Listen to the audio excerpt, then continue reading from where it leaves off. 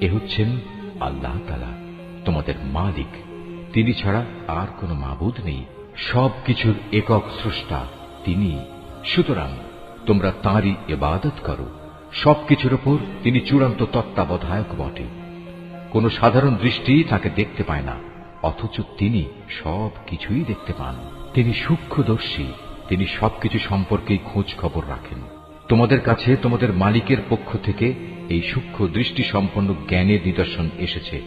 অতঃপর যদি কোনো ব্যক্তি এসব নিদর্শন দেখতে পায়, তাহলে সে তা দেখবে তার নিজের কল্যাণের জন্যই।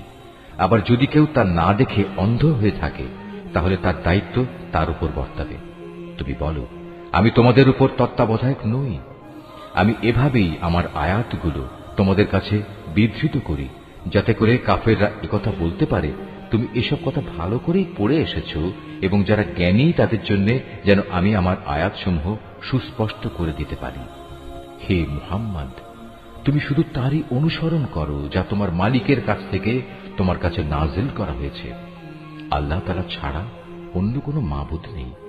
এরপরেও যারা শিরকে লিপ্ত, তাদের তুমি পুরোপুরি এড়িয়ে চলো। আল্লাহ তাআলা যদি চাইতেন, তাহলে এরা কেউই তার সাথে শিরক করত না। আর আসলে আমি তোমাকে তাদের উপর পাহারাদার নিযুক্ত করে পাঠাইনি। সত্যি কথা হচ্ছে, তুমি তো তাদের উপর কোনো অভিভাবক নাও। তারা আল্লাহ তাআলার বদলে যাদের ডাকে, তাদের তোমরা কখনো গালিগালাজ করো না, নইলে অজ্ঞতার বশবর্তী হয়ে না জেনে আল্লাহ তাআলাকে তারা গালি দেবে। আমি প্রত্যেক জাতির কাছেই তাদের নিজেদের কার্যকলাপ সুশোভন করে রেখেছি। অতঃপর সবাইকেই তাদের মালিকের কাছে ফিরে যেতে হবে। অতঃপর তিনি তাদের বলে দেবেন তারা দুনিয়ার জীবনে কি করে এসেছে। এরা আল্লাহর নামে কঠিন শপথ করে বলে, যদি তাদের কাছে কোনো নিদর্শন আসে, তাহলে অবশ্যই তারা তার উপর ঈমান আনবে। তুমি বলো, নিদর্শন পাঠানো সম্পূর্ণ তো আল্লাহ তাআলার নিজস্ব ব্যাপার। কে তোমাকে বুঝিয়ে দেবে যে নিদর্শন এলেও এরা কখনো ঈমান আনবে না? আমি অচিরেই তাদের অন্তঃকরণ ও দৃষ্টি শক্তিকে অন্যদিকে ফিরিয়ে দেব, যেমন তারা প্রথমবারেই এ কোরআনের উপর ঈমান আনেনি, এবং আমি তাদের অবাধ্যতার আবর্তে ঘুরপাক খাওয়ার জন্য ছেড়ে দেব।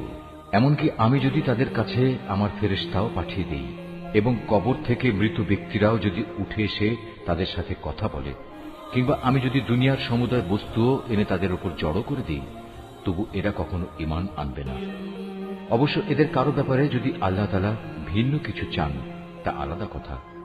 আসলে এদের অধিকাংশ ব্যক্তি মূর্খের আচরণ করে।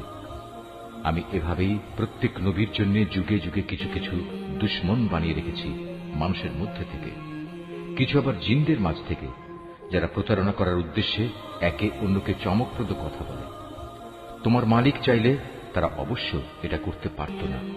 অতএব তুমি তাদের ছেড়ে দাও, তারা যা পারে মিথ্যা রচনা করে বেড়াক।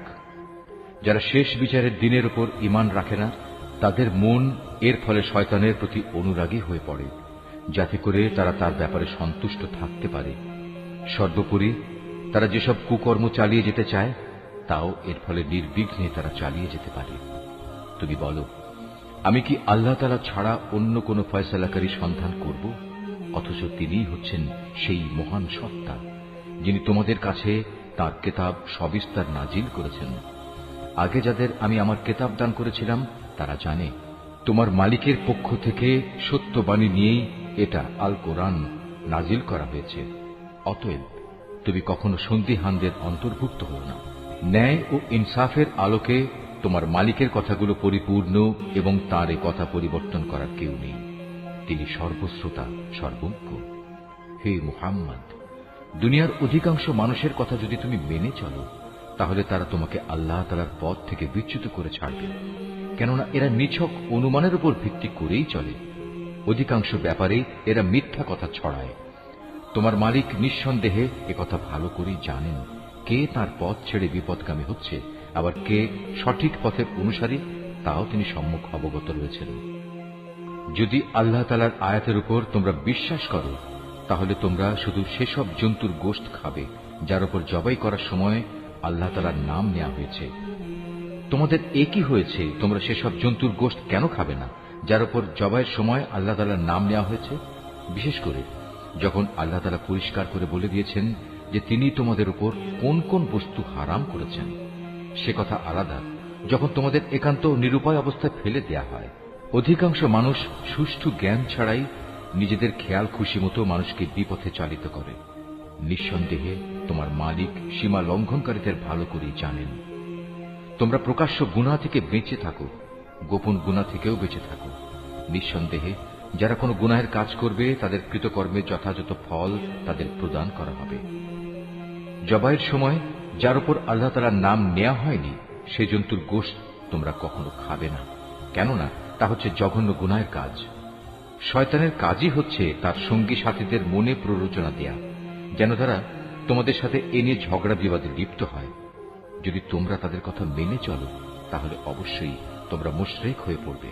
যে ব্যক্তি একসময় ছিল মৃত, অতঃপর আমি তাকে জীবিত করলাম, তদুপরি তার জন্য এমন এক আলোকবর্তিকাও আমি বানিয়ে দিলাম যার আলো দিয়ে মানুষের সমাজে সে চলার দিশা পাচ্ছে। সে কি কখনো সে ব্যক্তির মতো হতে পারে যে এমন অন্ধকারে পড়ে আছে যেখান থেকে সে কোনো ক্রমে বেরিয়ে আসতে পারছে না? এভাবেই কাফেরদের কাছে তাদের কর্মকাণ্ড শোভনীয় ও সুখকর বানিয়ে রাখা হয়েছে। এভাবে আমি প্রত্যেক জনপদে তার কিছু কিছু বড় অপরাধী নিযুক্ত করে রেখেছি, যেন তারা সেখানে অন্যদের ধোঁকা দিতে পারে। আসলে এসব কিছুর মাধ্যমে তারা তাদের নিজেদেরই প্রতারিত করছে, অথচ তারা নিজেরা এ কথাটা মোটেই উপলব্ধি করতে পারছে না। তাদের কাছে যখনই আল্লাহর পক্ষ থেকে কোনো আয়াত আসে তখন তারা বলে ওঠে, আমরা এর উপর কখনো ঈমান আনব না যতক্ষণ না আমাদেরও তাই দেয়া হয় যা আল্লাহ রাসূলদের দেয়া হয়েছে।